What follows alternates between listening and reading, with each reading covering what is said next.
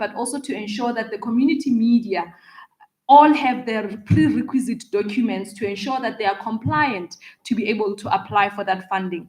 I will then just focus on the one at the bottom, which is raising public awareness on media diversity and developmental issues, because what makes community media strong and what ensures that it is a tool for public participation in the democratic project is when communities know why community media exists.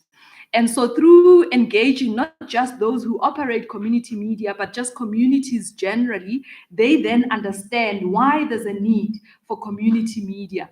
We also do a lot of work in advocating for community media, even within our government space, where through the colleagues at GCIS, which is the entity we report to the minister through the Office of the Deputy Minister in the Presidency, we engage with other government departments and entities to advocate for media development and diversity. Now, in the interest of time, I won't get into the breakdown of the programs that we have, but I will just highlight some of the work that we do as an agency. I will not focus on program 1 that's specifically on the operations within the agency. Program 2 speaks specifically to the programs where we are providing funding and seed funding for new studios that are starting. And this is key because while community media will go ahead and raise resources to fund themselves, capital investment into the studio is very expensive.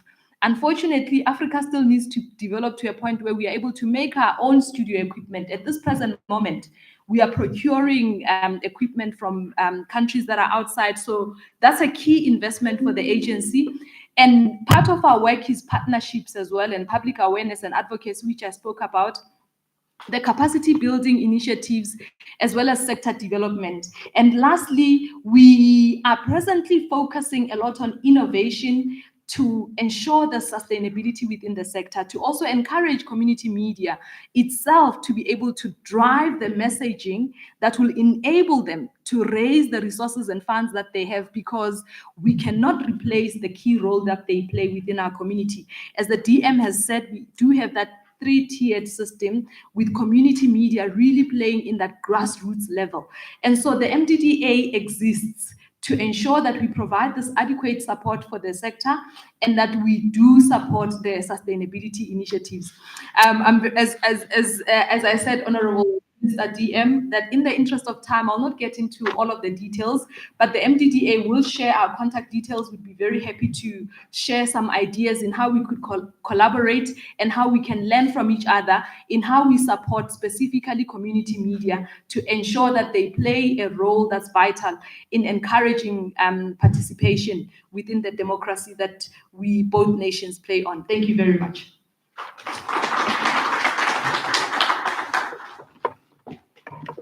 Thank you very much, CEO. Honorable Minister and your delegation, in practical terms, this is what we do. South Africa is divided into 9 provinces.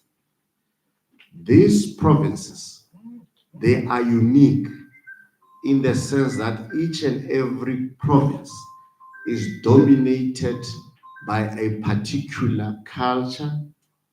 I don't want to use the word tribe, but it's true, but also a language. So the provinces have different languages. In South Africa, we have 12 official languages, and all of them have to find expression. However, in certain provinces, there are languages that are very dominant. Now, how we work, GCIS, this one, has 9 offices, directorates in each province. So they fall under what we call provincial local liaison, so that the dynamics of each and every province, that office assists us. Therefore, when government takes its interactive sessions, when government goes to Province X. Our province there has a database of the community media that is there.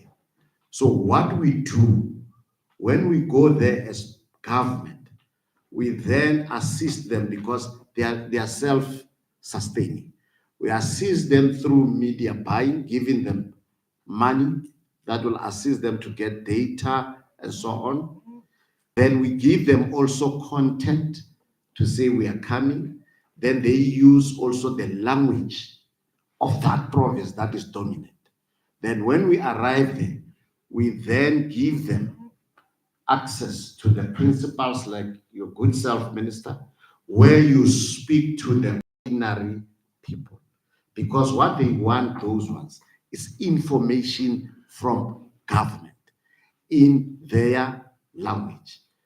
Then MTDA, the ones who are here, when they give equipments, they make sure that in the 9 provinces, they are able to make sure that each and every province has at least a representative. So it's something that makes us to work very close with them. Yes, we are a multi-language country. In some provinces, it's more than 2, 3, 4 languages. So we look also at the reach. So the issue that I need to emphasize is that our community media get licensed through ICASA. They cannot broadcast across the country. They are restricted by the spectrum of ICASA. You will find that now their reach is only within a certain range. So that's why we make sure that when we visit through government programs, we assist that community so that that community around the coverage can assist. Why do we do that, Your Excellency? Your national media have reach across the country, but they have their own interests. They don't actually run the interest of government because mostly they are funded, they get their advertising from big companies with interests and they cover that interest. So through community media, we are able to deliver directly information of government. I thought I need to touch on that one. And thank you very much, Ms. for the presentation. Your Excellency, DM, allow me then to come to the next presentation. South Africa, we come from a history that I think Your Excellency, South Sudan is quite familiar with. So our name, our image, our stature internationally is still a contested issue. Hence, you are aware, Your Excellency, as we are here, that there has been talk, especially in the Western world, that there is genocide here. Whites are being killed. Your Excellency, I want to dispute it right here. My immediate supervisor is still alive and he's white. And there is Mike. Can you stand up, Mike? Can you stand up so that you seem to be alive?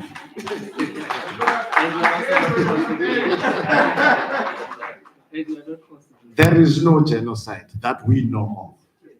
But fortunately, Your Excellency, no lesser person than the Secretary General of the United Nations, on the first day, a day before the first commencement of the G20, made a pronouncement to the whole world that there is no sign of genocide here in South Africa.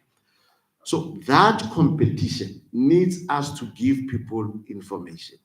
Hence, you see us playing at the level of community media. And it's quite important. We are still going to do more. Now, to deal with all those, we have Brand SA. Brand SA are responsible for making sure that in all the countries that they are able to reach, they will talk about. They put the true image of South Africa. They are the custodian of South Africa's nation brand. As we know that if we can't speak, somebody will speak on our behalf. So allow me to then invite our Tony to the fore to talk about, in short, Brand SA. something which is very important, Honorable Minister, because at your platform, there are certain things you can't say clearly. So when you have an agency that speaks independent, then they know that that is the truth. Thank you very much.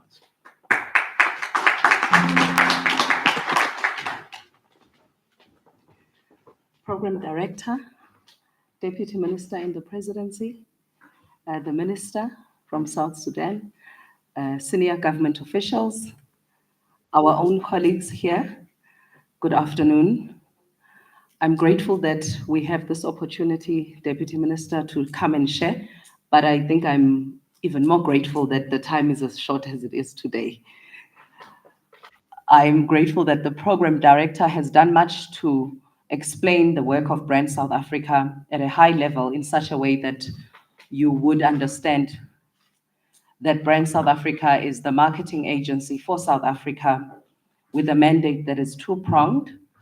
And I will use the video material, I believe there are 2 videos on my presentation, to help summarize it given our time limitations. If we may please observe the first video.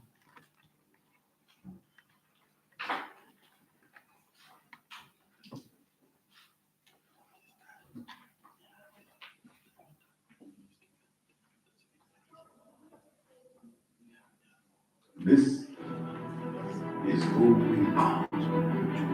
More than 60 million different voices echoing in harmony from the southernmost part of the continent. Where ordinary people have carved their names in an extraordinary history by showing the world that peace is always better than war. Our race is not limited by our borders, bringing joy in people's hearts and a spark of rhythm to their moves. This is a welcome home of opportunity, inspiring many to look here in search of a better life, and sharing our best with the world. We are home to undulating mountains, valleys, endless seas, the beautiful animal kingdom, and the ever-changing seasons that color our world. We are the birthplace of humanity, and a showcase of human excellence. We believe in South Africa. We are inspired by our victories of the past and have strong institutions to overcome the challenges of today and build a better tomorrow. This is who we are. South Africa. South Africa inspired me to be.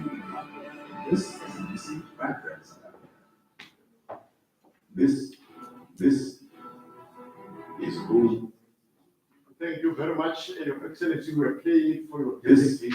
I know you didn't see what we are playing there, but I think the technical team will then turn that screen to the team. I think I'm the MC. I've got the power. I can decide. Program Director, if you allow me, we had made a plan so that the excellencies sitting in front of the room can see on their screen the presentation as I go along.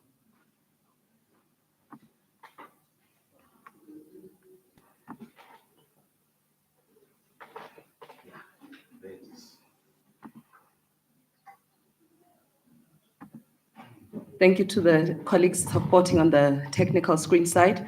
I think you can revert the one screen back to our guests because we are covered now, this side.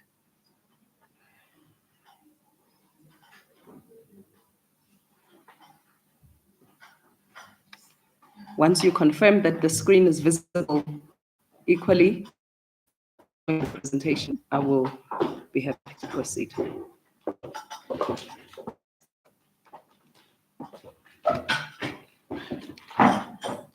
I think much has been explained about who Brand South Africa is and the work that we are doing in terms of expressing the identity of South Africa through storytelling, both internationally as well as to her people domestically. And very high level to our message is that indeed our country, South Africa, is a country that is proudly forging ahead by breaking new ground in various sectors of society, as well as inspiring new ways. I will not dwell too much in terms of the legislative framework and governance that births Brand South Africa and the work of the organization. The Deputy Minister has done much justice to that. Ours is centered around the understanding that in the global market space, every country has the interest to express her voice in the global marketplace, differentiate the identity of the country, and to put forward the unique features that make it attractive as a destination to invest in, to trade with, to visit, as well as to come and study. We are quite intentional as a country to articulate how attractive the higher education institutions in South Africa are and how they do house successfully a large part of the international population. Our work in nation branding is really premised on the practice of nation branding. And although most, if not all countries do it, some do it more intentionally than others. And by intentionally, I mean that they would set up specific programs or even go to the extent of an entity such as Brand South Africa in order to manage the nation brand, which is the practice basically of highlighting, encouraging, reinforcing, communicating about, and aligning the nation brand attributes so that we can assist the South African nation brand to reach its strategic goals in terms of positioning globally. The picture that is depicted there just gives an indication of some of the nations that, as we have started doing the intentional work of nation branding, that we have come across who are also intentional in packaging their nation brand. Others may not have a brand so-and-so per the country. However, they would house that work typically in other entities, such as their national and international tourism agencies. And of course, others have done it more prominently and for longer. The work, and I like to say there is some science to the so-called madness. It is premised on the fact that a country's reputation is established and built on the basis of perceptions that a person will interact with in one of the 6 areas that are highlighted on the screen. So on the basis of interaction with the tourism and hospitality industry, your perceptions will develop and dress almost the entire country based on how the kind of welcome and the service and the experience, and if it is products, it could be your experience as a client to or to a business that exports products from that country. It could be through your experience in investment and immigration, as I mentioned, with products that are exported, as well as how the people of that country are able to demonstrate an expert level of skills and openness and export that to the world. And we have many a South African who have flown the South African flag high to ensure that the story of South Africa is told and South Africa is positioned positively in each one of their areas of operation. Have strategic goals and understand that brand we are competing for a share of voice in a global marketplace that is overcrowded, with many countries also seeking out actively to acquire their share. We seek inward investment, trade, domestic investment, exports, as well as tourism. So as Brand South Africa, we are then tasked with managing issues that impact the nation brand reputation. I believe the program director spoke to some of the issues that we have come across in the past year. And so in all of the issues that affect the nation brand, Brand South Africa must be able to respond positively to them in such a way that either it dispels an incorrect notion, corrects misinformation, and also proactively share information that highlights the positive attributes of the country. And so this mandate then is effected through 4 areas that are integrated, and I will not describe each one of them, but the purpose of doing so is to increase attractiveness as well as the competitiveness of the nation brand and align the nation brand execution. We often speak of Team South Africa wherever we go, regardless of which is the entity or the South African entity that you see. There must be some collaboration, some alignment in how the country is visually represented and how different principals and captains of industry would interact and the kind of messages and narrative that they would put out when they get interviewed for.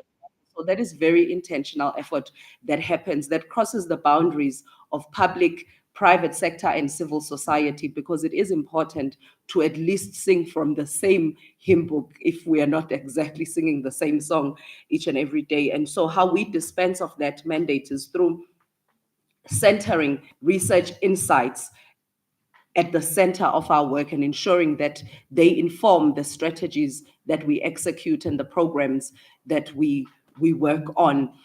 These research insights include those that are commissioned by the entity, such as global reputation study, domestic reputation study, to understand domestically the sentiment and how South Africans identify themselves and where their headspace is at and the platforms they are using so that we can communicate in a way that reaches the South African, because we understand very well that you can do all the good work of promoting a nation brand internationally, but if once you have the attention of the world, you have a South African who is not sold out on the identity of the country, it will do too much to take away.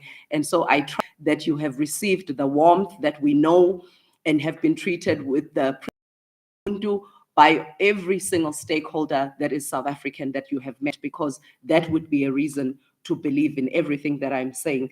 The last slide, Program Director, is just a depiction of the high-level journey. We could never go through all of the programs that we do, just to indicate some of the milestones that we have walked of a journey as a country since the establishment of the organization. I think on the middle center of your screen, to the more recent milestone, which, as the Deputy Minister indicated, was achieved yesterday at the conclusion of the G20 Leaders Summit.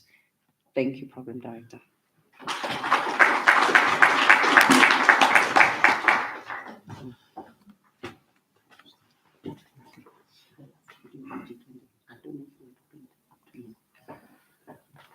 Maybe before I release my sister, on your program, Acting DG, I look at it, I was looking at time. I think I want to rejig it a little bit, that we invite His Excellency, the leader of the delegation. But before that, maybe I request if we have a G20 video, just a little bit of a summary, because what we were representing are not the aspirations of South Africa, but of the region, of the continent, but also the global South. And this is what we were telling them: who are we as a continent?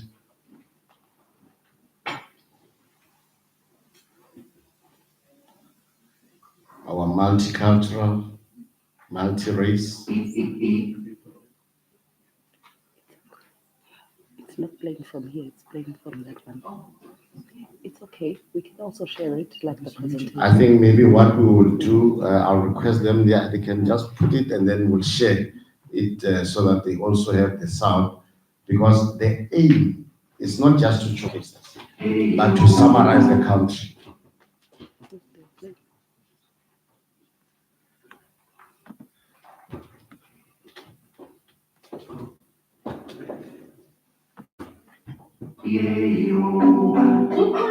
What are we building? We are high piece of rock. What does it do? It flies high in the sky, and with a freedom we now possess, you too can fly as high as your dreams allow. How many days you are? From the heartlands of South Africa, the birthplace of breathtaking landscapes, vibrant cultures, and a history that echoes resilience. A country that taught the world the importance of perseverance and the value of diversity. Through the spirit of Ubuntu, our ancestors and iconic figures have eloquently left behind a legacy that continues to resonate with the spirit of togetherness. Because together, we shape a world where every voice is valued, a world in which everyone belongs, despite their color or creed. South Africa, where expectations are challenged and conventions defied, a country of endless wonders.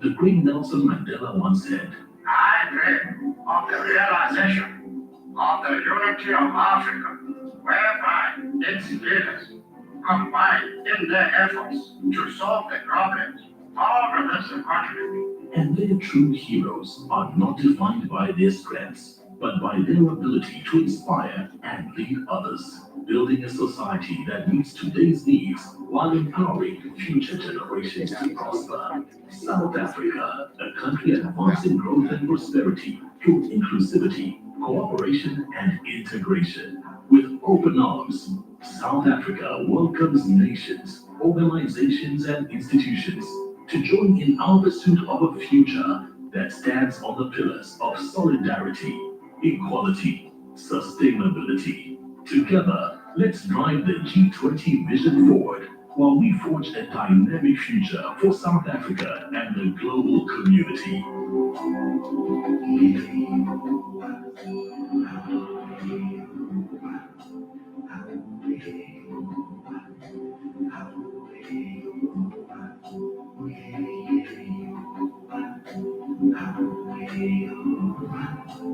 South Africa, proud host of the G20.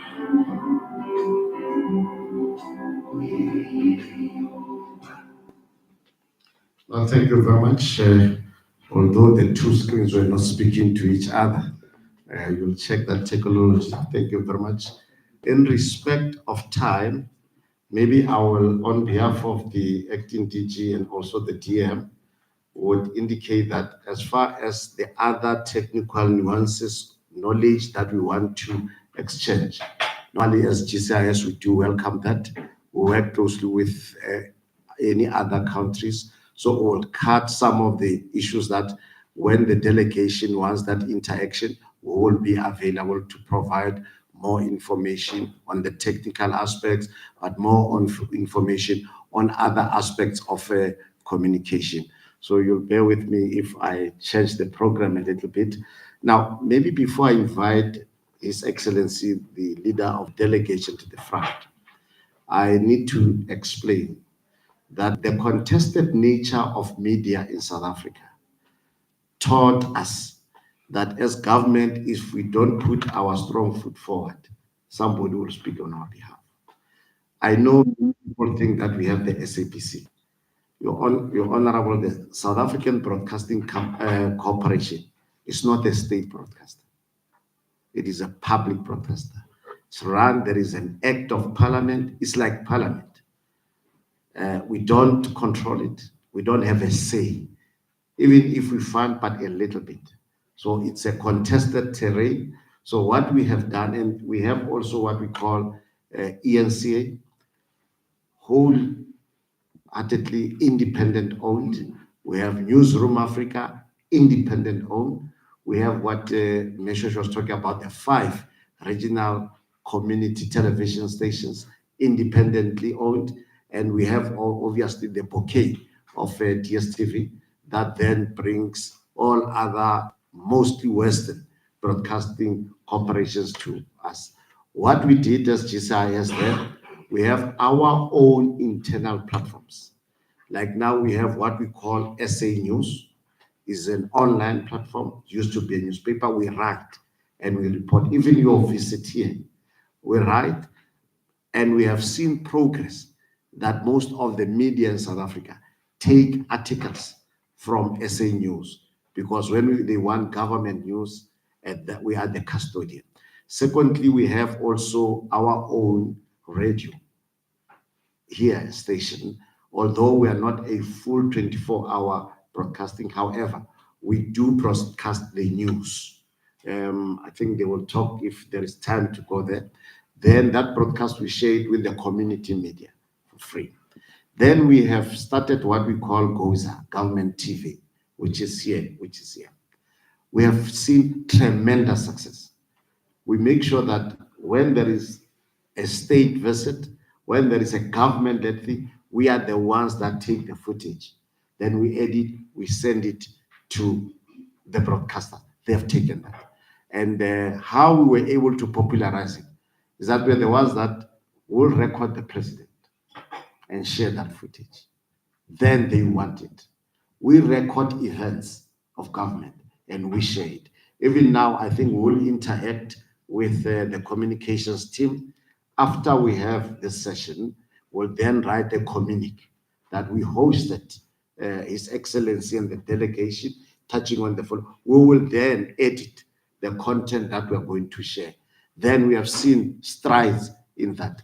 So on those basis, I will then invite His Excellency to come and educate us about the strong fraternal relations that we have with South Sudan. Thank you.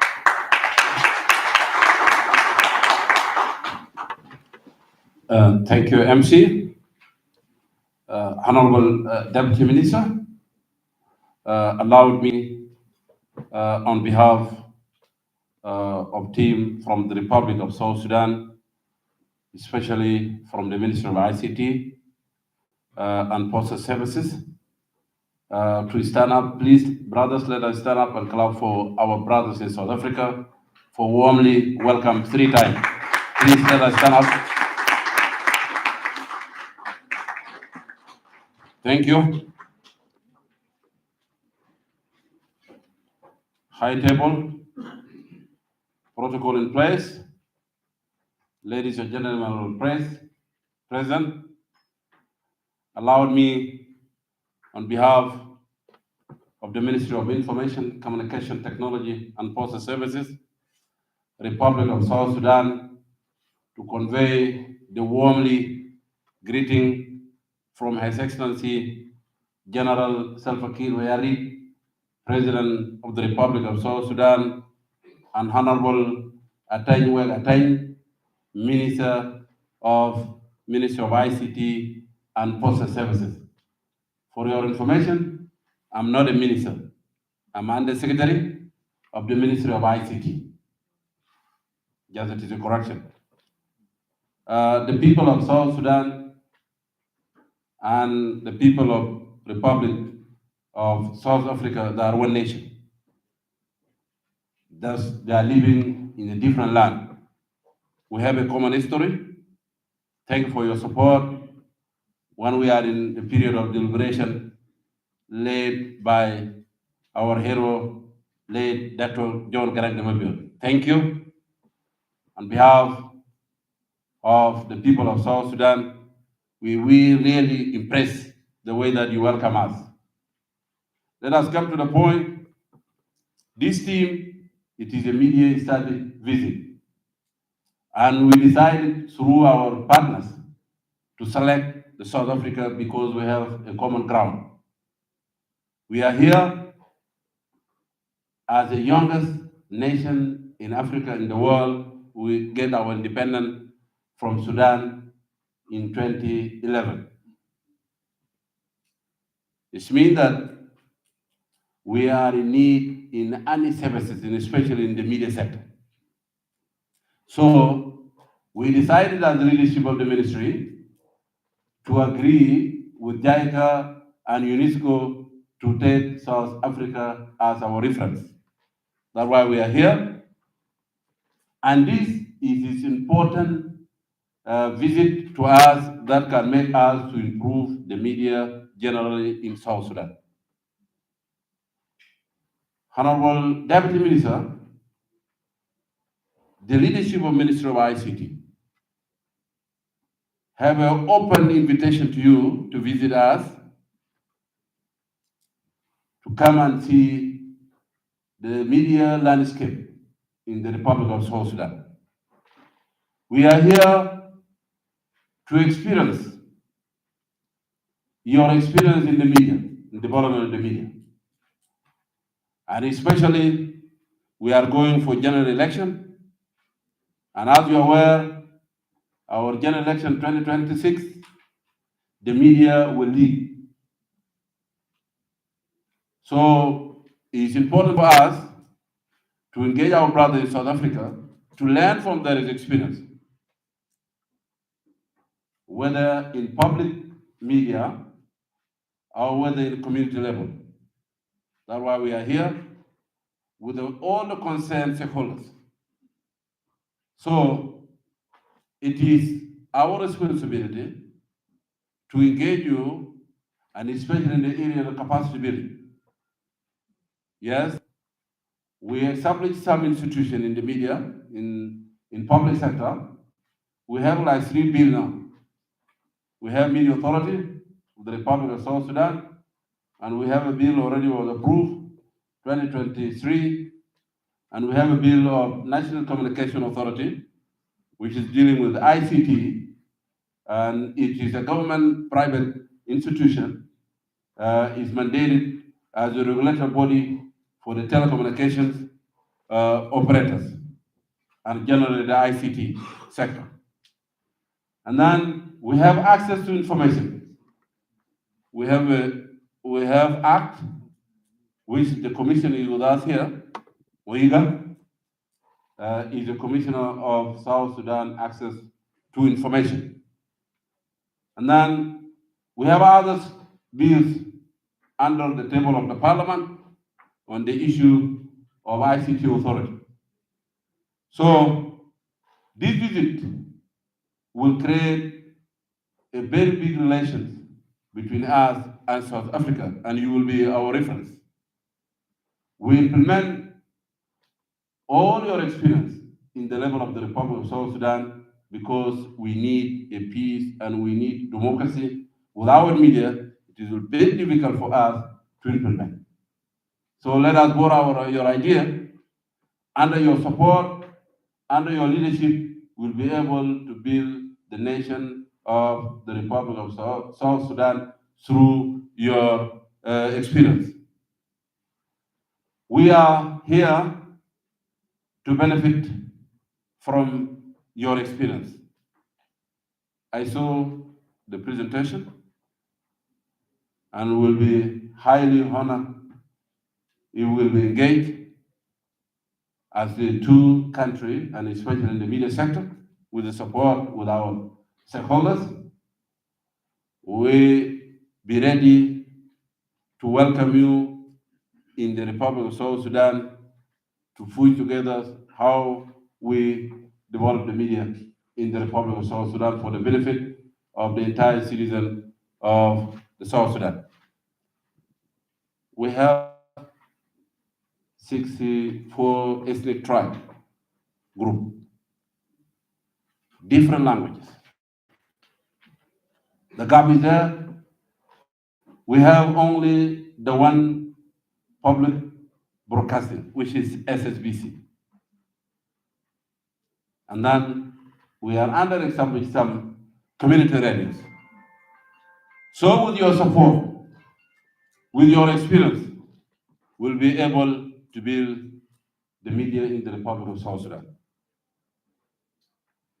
I'm begging you as the leadership, as the government of South Africa, to stand the way that you stand before with the citizen and the Ministry of ICT of South Sudan, to be able to exercise our objectives and mandate in our act through your support.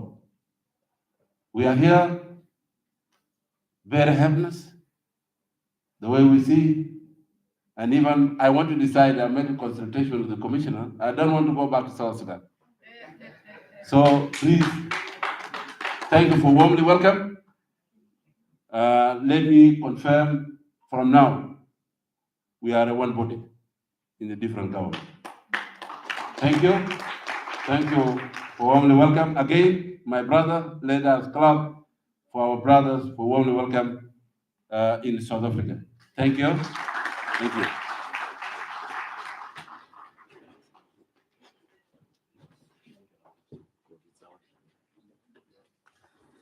Thank you very much, leader of the delegation, Under Secretary. I've enjoyed the moment of calling you Honorable Minister. Dreams do come true. Those are my dreams. I will check, keep track. You will be a minister one day. Thank you very much. Ladies and gentlemen, let me then invite the person who's the acting DG. But fortunately, flowing from what the Undersecretary have said, I think the department that we have visited now, before you come here, we used to share the same building because there was closer synergy. Until then, they were separated, were taken into the presidency. I'm not sure what they might have said, but amongst other issues, we had to go the regulatory way because of exactly the picture that we have given. When we started, 1994, start to campaign, there were those who were having resources because of the experience. We voted for the very first time in 1994, DP. It was for the first time that we were going to vote. The issue of campaign, we were not using technology, we didn't use it, but we were using our normal way of the history that we come from, of how we interacted with our community. But then as our democracy matured, the democracy started to take the form of including your technology and so forth. Then now we had to regulate so that when you have X amount of parties, you should not find a situation where one party dominates the airwaves. Like for instance, the South African Public Broadcasting Corporation reports to the department that you come from. They are our shareholders, but it's enacted. There is an act of parliament. So it came when we go to elections, there are normal allocations of time, depending on, I think Sandile will speak on it, where we make sure that each and every party, even how small it is, it will get a piece of a pie on the national broadcaster. So those are some of the issues that we learn as we go. So obviously the picture that we have painted, very interesting, given that you have tribes, 64, which is more than us, obviously it means they have to have a piece of a pie in that. How you do it, it's something that, yeah, it will be work in progress. So the person that I'm going to call has been active also on the policy issues, very strong on that policy issues. But I can assure you, Undersecretary, when South Sudan achieved its independence, it was beamed live here in South Africa. We watched it live. Why? Because also of the role that we played here. Hence, I was saying we have them in our archives that we can look at and so forth. So we look also forward to learning from you that when we reach the situation, because languages in South Africa are increasing. The SABC now cater for what, 1920 languages, but they are still increasing now. Sign language is enacted and so forth. So we'll want to learn also how you deal also with that, huge difference of languages. Let me invite Mr. Sandy Lenene, but given that Undersecretary have indicated that it's a technocrat delegation that deals with them, it will be up to him if maybe you'd want to invite questions from them at the technical level, and then we'll respond, but also we give it to you until you close. Mindful of the time also of the DM, we know that his time is always on the other side, but he has been supportive. And communications team of Sudan, the close you have also to the,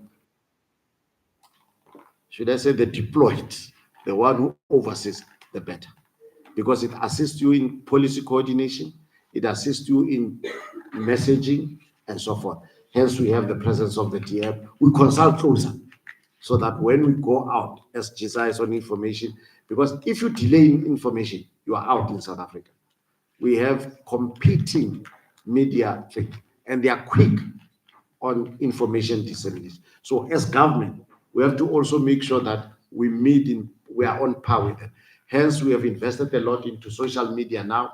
We are playing into that space and so forth. Mr. Sandile, thank you very much. And that's the end of my saying. Thank you so much, William. The DM and the Undersecretary and the entire delegation. I'm not going to be long because Ndate Balwe, we call him Ndate Balwe, has taken longer than we had given him. But maybe let's start from the beginning. So we are very happy that we decided to come to South Africa, for at least for 3 reasons. The first is that we are a country that is now celebrating 167 years of print media. So we are a country that is celebrating 103 years of broadcast in terms of our own experience. And then community media then comes in with 32 years. And then MDDA is now actually 24 years. But in this building, we are visiting an institution that is just 7 years older than you. You are 14 years. GCIS is actually 27 this year. So what does that say is that one of the things that you have to look at, colleagues, is the 2 things. What do you want, if you had to close your eyes, what do you want to be remembered for as South Sudan? So there's a term that we call a country of origin, the COO effect. So that's why we have Brand South Africa here, because we need to be able to say, I want to be remembered as this, both in terms of people who are investing as well as the citizens. So the country of origin effect becomes quite critical for all of us. Secondly, the one thing that we are also then, which is very nice, because you are not interfering with the community or commercial or the entirety of the ecosystem. So that's very nice, because we also operate in that space. What we would also then say to you is that we also need to work closer with your private sector, because the donor funding regime that assisted community media to be sustainable is no longer there. So then it becomes a responsibility of government to ensure that we sustain community media. If you look at the history of South Africa, including our animation, those were things that were left for government to run. So we have that. When we talk about GCIS now as a system, DM spoke at large about it, that we've got about 715 entities, and we've got about 90 provincial government departments. We've got over 240 somewhere there institutions which we call local government. These are municipal. And we've got 36 or 34 national government departments. So all of them, they have the responsibility to make sure that whatever they deliver, it has to be communicated to South Africans by GCIS.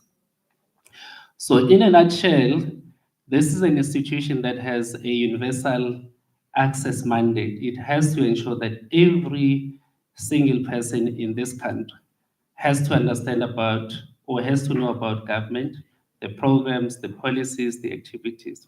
And it's not easy. It requires a lot of coordination, and my colleague over there, the one who was disputing genocide, leads the coordination aspect of it. But what we also need to be able to do is to work, as we've said, with community media. So that when we have community media, we have to have, because we have in this country, we call them in terms of our market structure, it's 2. So we have geographical communities, and generally the distance is between 77 to about 100 kilometers.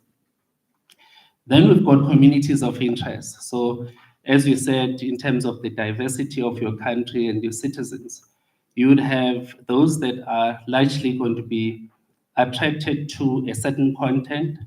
It could be religious stations. Those are communities of interest. But with that, you will also assist us to say, how then do we define community media in a multi-channel and broadband environment? Because we used to define them on the basis of spaces. And that was the pre-internet era and the pre-internet and the thinking. But now, how do we then, define communities of interest within the space of a broadband environment? The other element is the fact that whether our market structure, it was, as the DM indicated, maybe it may have been an oversight, because we're trying to share experiences, DM, that we did not allocate through a policy position the funding model of a community media. We allowed them to operate as though they were operating at the public broadcaster commercial space. What am I talking about? All of them must compete for eyeballs so that we sell those eyeballs to advertisers. Is that fair? It's not fair. So maybe when you rethink, we will come back and say, how has that model worked? Because the collapse of the advertising revenues has ensured that the media in this country is not sustainable. But what the DM and the minister has done is that they've appointed a steering committee, again, drawing the experiences of the different CEOs to look at how do we revitalize media in this country? How do we sustain it? Because in a democracy, as my colleagues were saying, you do need the media to be sustainable, but more so, you do need community media to be sustainable. But at the last end, because I draw my salary from GCIS, the question would be, how do you manage and ensure that communities are getting information from government? So we have a system which we call the GCIS, it's the Government Communication Excellence Tool, that monitors each and every government department. We've just started with the piloting it at the provincial and district level. But at any given time, we can tell you what campaigns are being run by which department, what are the platforms that are they using, what are the languages that are they using, are they even appropriate, are these campaigns, are these communication products, or at least are they relevant to the communities that are being targeted? So you have to have that.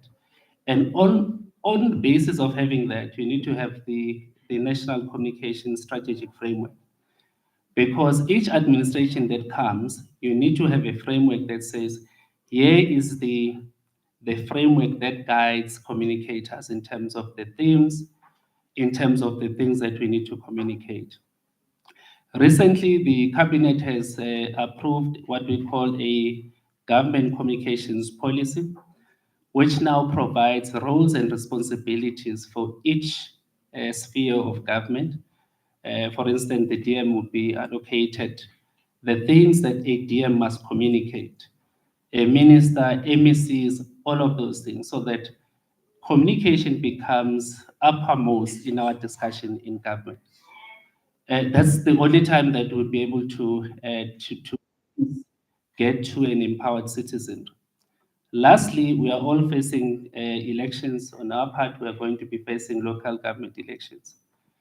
We have regulations that deals with election programming. But there would be an opening window where we allow political parties or those who are contesting to run their adverts, and then we close. And then the regulator will monitor that and give us reports in terms of whether there was fair coverage. Once we have leadership elected, we then run the elections in terms of the quotas, media coverage quotas, on the basis of those that were elected using that as a quota system. So it's quite important that we are able to allow the media to flourish, but also we do have channels where we are able to complain, because there are instances where the media either speak ill of government or the media may not have done what we think the media should be doing. So on the basis of that, you should be able to have that framework. What I'm also then proud of is that the DM has gotten an invitation.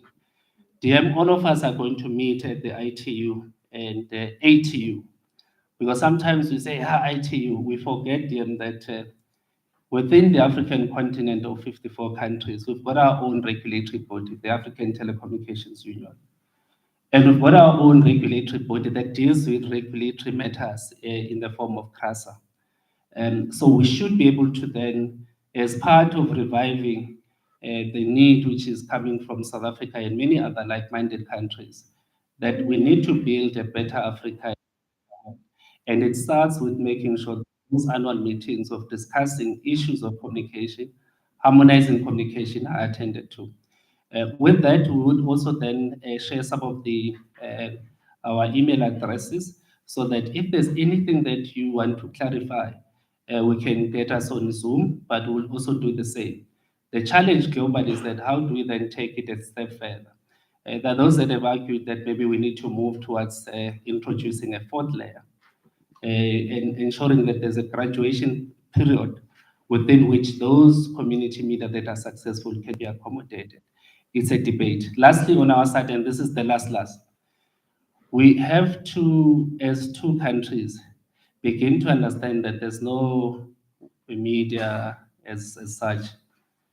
We are now in the audiovisual and content online safety space.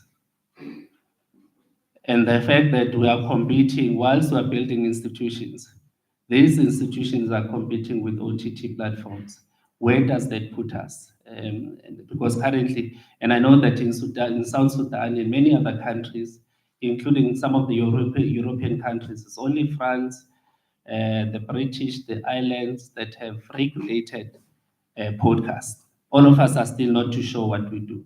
How do we then forge some form of a forum there where we can also talk about the community's interest as African countries, so that we don't have many content, or at least content that would be driven down to us without taking interest in terms of our cultural values and cultural system. Netflix used to do that until we're able to do the classification regime. What we haven't done is the classification regime for the African continent. Colleagues, with that, I am going to then close. And I do want to thank all of you, starting with the MC, because if I don't thank him, he's going to complain to our offices. And I do want to thank the delegation for gracing us. And I am going to say this, that the conversation has not ended. In fact, we are starting a conversation, including whether or not we are still going to then be the two countries that do not allow cross-border media consumption. Because currently, we are still saying as Sudan consume, Sudanese people should be able to. Are we not then limiting ourselves instead of opening up the globe and say, let's have global citizens throughout, ensuring that the notion around cross-border consumption of communication is dealt with in the interest of many countries. Thank you so much, colleagues.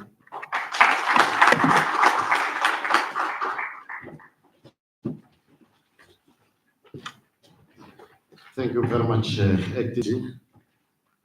We have been provided with a list of the delegation from Sudan, South Sudan, South Sudan, South Sudan, South Sudan, and we will request permission.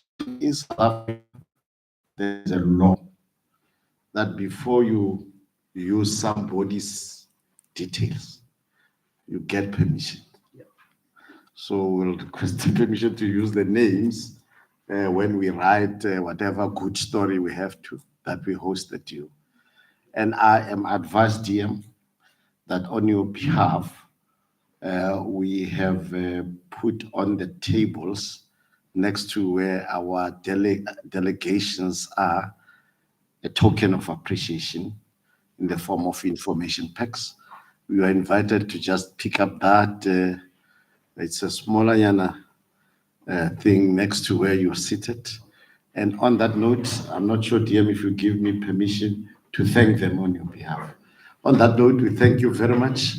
And GCIS is always open for you. I'm not sure your time constraints, but I think as per our African tradition, there are some refreshments outside.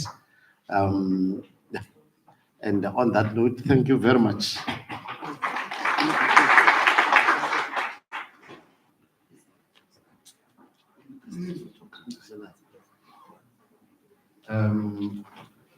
Sometimes DM, when he presents our thing in Parliament, he normally asks us, where is the evidence?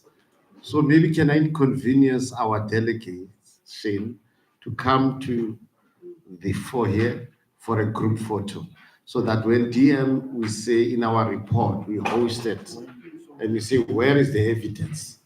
We'll produce the picture.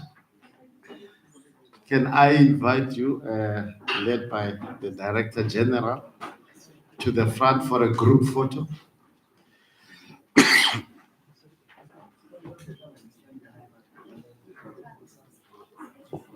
Normally we use a proposal that come behind us. Oh, just behind. Or there is a good proposal that you come behind me. Yeah.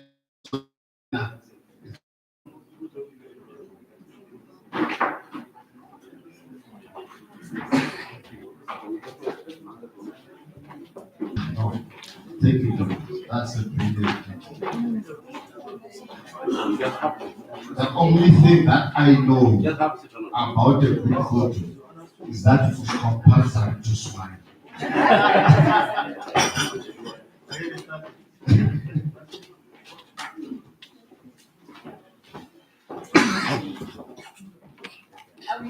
I normally seek permission, so I don't know, DM, if I should join.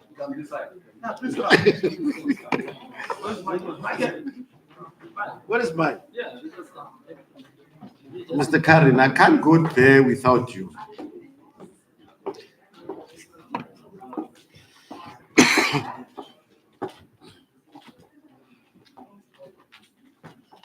My rule is that smile. But maybe it's very difficult to smile. Let us just say cheers. Cheers.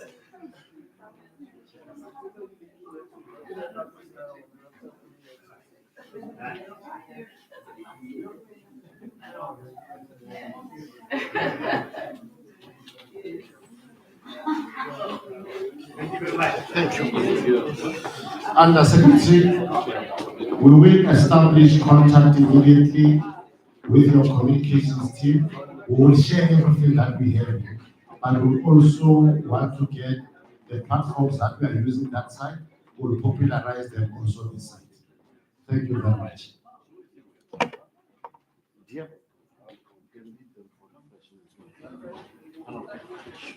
Good. Thank you.